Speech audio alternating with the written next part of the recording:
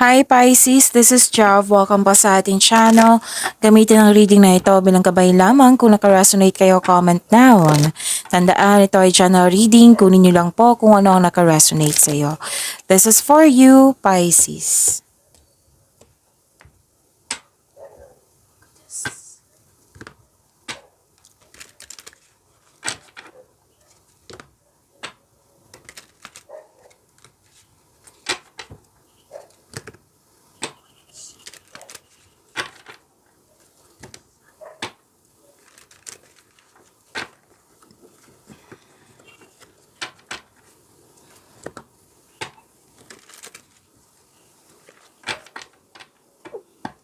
Para po ito sa iyo, Pisces.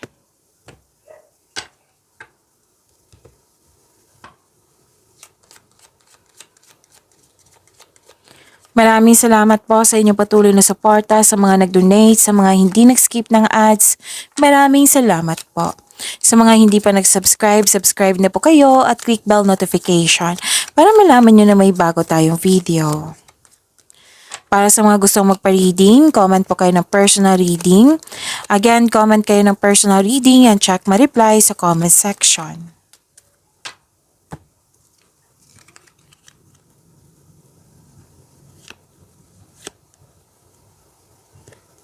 Oh, ang ganda. Kasi may nakita ko ditong harvest. Yes, Pisces harvest. Pwedeng sweldo nyo, pwedeng binayaran kayo sa binigay mo serbisyo, pwede din maraming orders, benta, project, yan. Okay.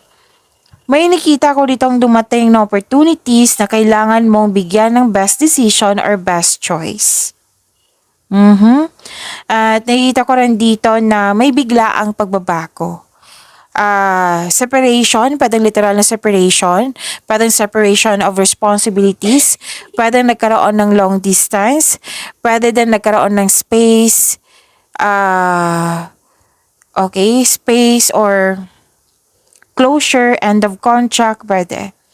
Or nagkaroon ng limitation, oo. Pwede din na me time. Gusto mo magkaroon ng panahon sa iyong sarili.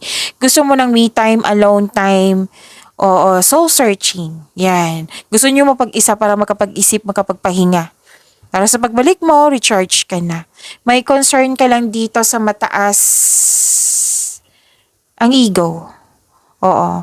May concern sa mataas ang ego dito. And may asikasuhin kayo sa malaking building. Mag-ingat lang po ha, baka masugatan kayo ng matutulis na bagay. Okay?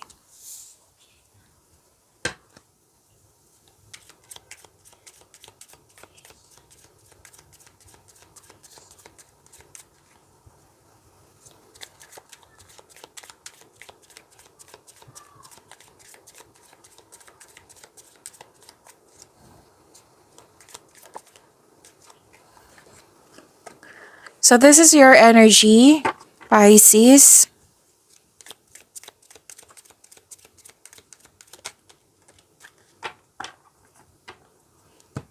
Kung may napansin kayo na repeating message, yan po yung pinupush ng cards niyo po. Like for example, nanood kayo sa inyong second quarter of the month of August, sa inyong weekly gabay tarot reading, sa inyong monthly gabay tarot reading at dito din. At may napansin kayo na repeating message. Yan po yung pinupush ng cards niyo na kailangan yung bigyan ng atensyon, solusyon, at aksyon kung maaari po. So na yung energy ni Pisces.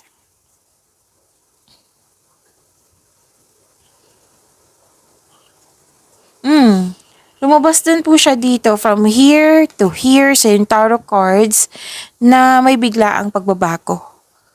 Pwede din mas lumawak yung ambisyon mo sa buhay. May biglaang pagbabago na parating pwedeng sa financial, sa connection mo sa isang tao, sa inyong personal life, career and money, love life, yan. Biglaang pagbabago po. Pero huwag kayo mag-alala sa pagbabago ni ito, Pisces, kasi makakasuporta po ito sa inyong growth and expansion. Ang sabi ng card dito, always expect and expected. Maaari din may sekreto na parating which may be shocking.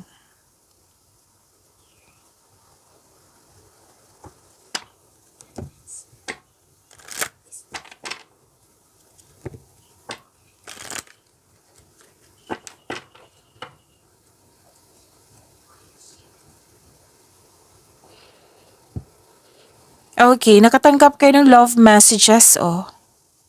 Sweetness, gentleness, may self-exploration din ako nakikita dito.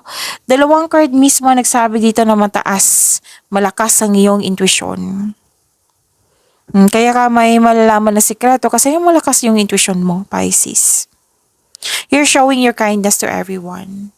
Medyo sensitive pero you are showing your kindness to everyone. May matatanggap kang mensahe ngayon galing sa isang unexpected sources. Pwede itong galing sa isang tao na mas bata pa sa'yo or ito ang iyong intuition. Pisces, may gusto mag-reach out sa'yo, gusto niyang humingi ng sorry. Makakatanggap din kayo ng good news. So yun nga, don't let your emotions get in the way. Pwedeng may date, pwedeng may outing. May parating na opportunity and nakikita ko dito your finances are improving also. You're very confident. Yan yung nakikita ko. Malakas ang loob mo. Yes. Confidence.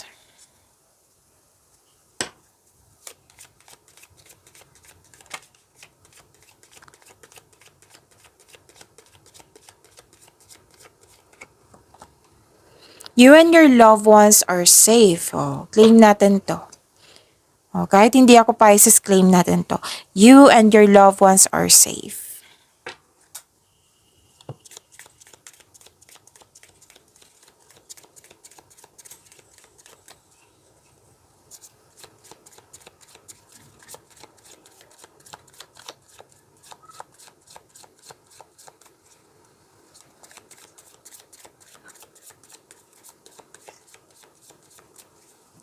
Career and money po ni Pisces.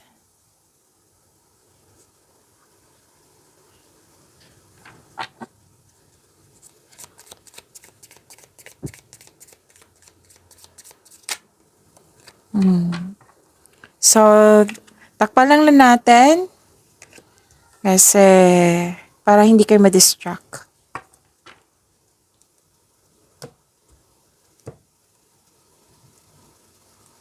Okay, Pisces. Ang ganda nito. Kasi ang sabi ng card nyo dito na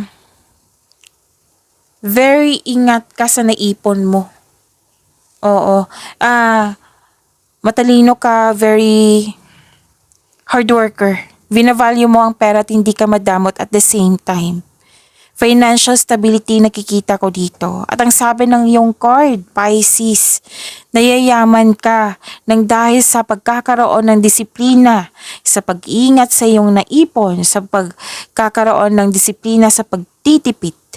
Oo. Dahil sa disiplina na ito, yayaman ka. This will lead you to have a financial abundance and personal growth. Wag nyo lang daw kalimutan na bigyan ng panahon ng iyong sarili. Kasi deserve mo naman itong tagumpay na ito, Pisces. Yes. Ang ilan sa inyo nagtrabaho sa abroad or may balak pang magtrabaho sa abroad, pwede din na yung nagpasweldo sa inyo is galing sa labas. Conservative ka sa money at investment mo, gusto mo magkaroon ng financial security, kaya mas focus ka ngayon sa inyong trabaho. You're saving money for the future or may specific goal. Yan. Kaya sobrang ingat ka sa kaperahan. So this card serves as a reminder na magkaroon ng time sa inyong sarili, sa kapwa. You're building stability and conserving resources. So, ang ganda nito, claim nyo po, Pisces. Okay, silipin ko lang. Okay. This is you're moving forward, nagkaroon ng healing, nagkaroon ng pag-asa. And this is money luck. L-U-C-K. Claim nyo ha. Pisces, ang ganda niyan. Money luck. Okay, kung may loss na nangyari sa nakaraan, loss of connection, loss of things, or loss of opportunity, makakabawi kayo ngayon.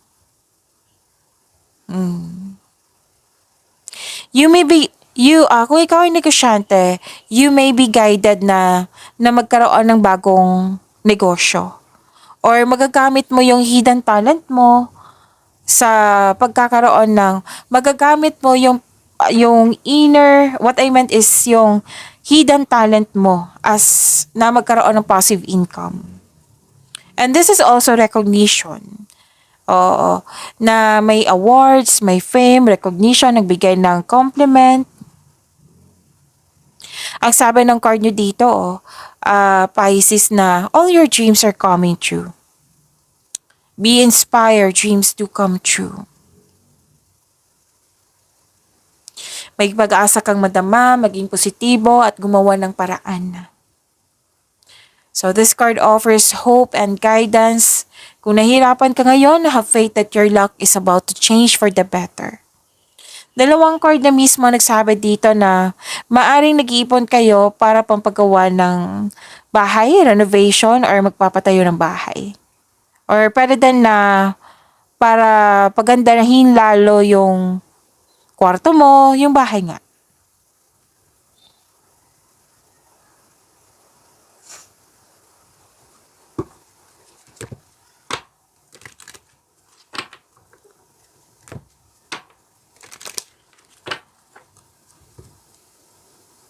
You have abundant in life.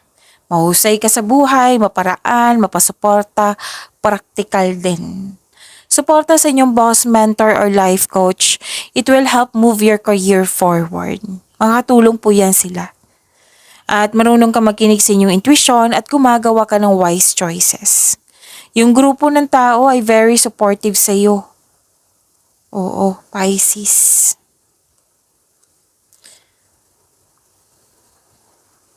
And please expect na magiging busy kayo. Kailangan po ng time management. Super busy eh. So, iwas na lang po sa burnout. So, kung na-burnout kayo, then ask for help. Para hindi mo dala lahat yung gawain po. Pero nakikita ko naman dito na malapit mo nang matapos yung mga ginagawa mo dyan. Kaya soon, pwede ka mag-rest day or magbakasyon. Kaya nga ang paalala ng card nyo dito na huwag kayong mag-say yes kung hindi naman kung hindi naman akma sa inyong schedule. Para maiwasan itong burnout na ito.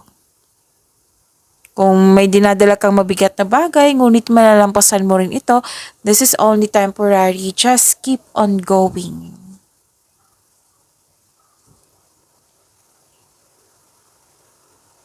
Nakikita ko rin dito na may ending with new beginning. Pwedeng career change to or magbabago yung mga process dyan, babaguhin mo. Pwede din paglilipat ng work, paglilipat ng place, or pag-level up sa inyong posisyon. Okay, pasensya na po kung nabulol ako. At ang ilan sa inyo dito, nakikita ko dito na negosyante na may balak itigil para mag-try ng ibang negosyo na naka-align sa inyong passion. Yung sabi ko kanina sa inyo dito na may end of contract. May nakita rin akong end of contract. So sa kaperahan niyo po, this is a tough time pero huwag kayong mag-alala.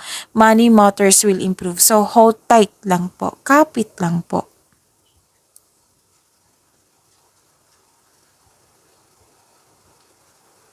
Nakita ko rin dito na nagkaroon po ng may hesitation lang ako nakikita dito. 'Di ba may changes na mangyayari? Nagkaroon lang ng hesitation. Kasi nagkaroon ng hesitation kasi kung tatanggapin mo ito, pwedeng lalabas ka sa comfort zone mo. Okay?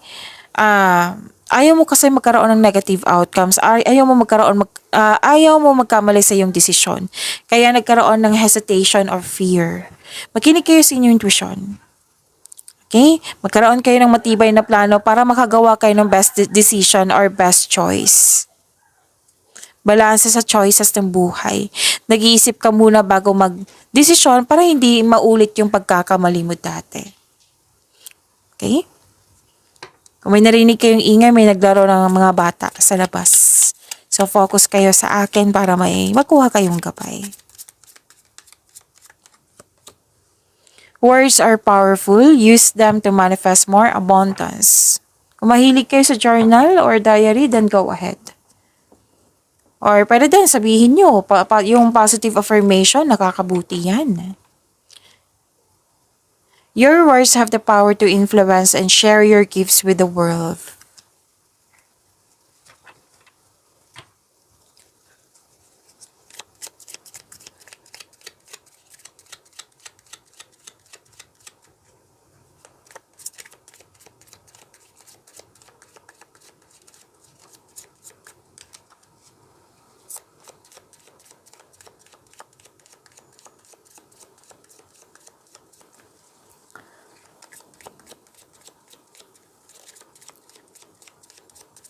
Love life, self-love, partnership, and romance ni Pisces.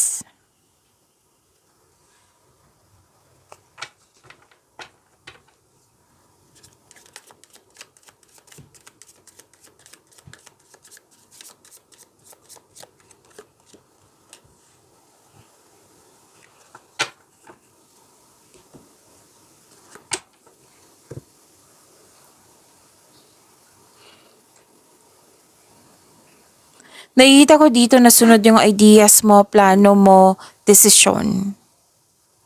Nagbibuild ka din ng own rules dito. Kampante ka sa sitwasyon dito. Single ka man, may relasyon sa buhay. Oo. Sa buhay mag-asawa. Mas lumawak yung vision mo sa buhay. You're very inspired. Okay? Pwedeng na-control mo na yung emotions mo, yung situation. Kasi may sinabi dito na may loss of connection or loss of things or loss of opportunity. Oo. Pwede din na sa mga single na hindi pa kaya, what I meant is hindi ka handa na pumasok sa relasyon kasi hindi pa kayo na move forward sa nakaraan.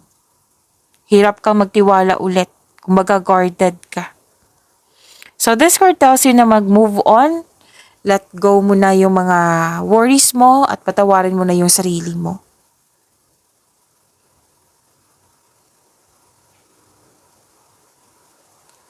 Sa buhay mag-asawa, sa mga relasyon, isa sa inyo na hindi maka-move on kasi dalawang card na mismo nagsabi dito na may toxicity na naganap. Pwedeng may nasabi na hindi nagustuhan or may nagawa na hindi mo nagustuhan. Pwede din na may controlling person na concern mo nga. So, sabi ng card, kailangan nyo mag-usap ng mahinahon. Open up yourself na ito yung concern mo, give up your worries, mag-usap ng mahinahon. Kailangan po dito ng freedom, recovery.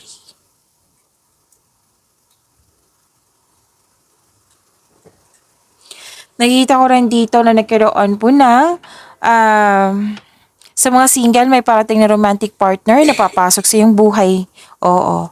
Excited kayo sa outing date, 'di ba? May sabi kanina, naulit na naman. Different card siya.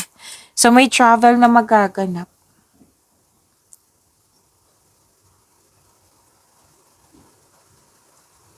So success and enjoyment nakikita ko dito.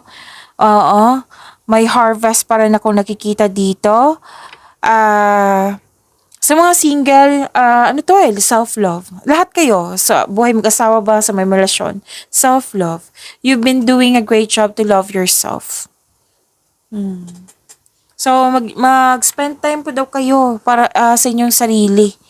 Oo, bigyan ng oras ang inyong sarili. Kasi deserve nyo po ito. May nag-decorate or nag-renovate nga ng bahay, may nagbakasyon. Oo, your focus on what brings you the most peace.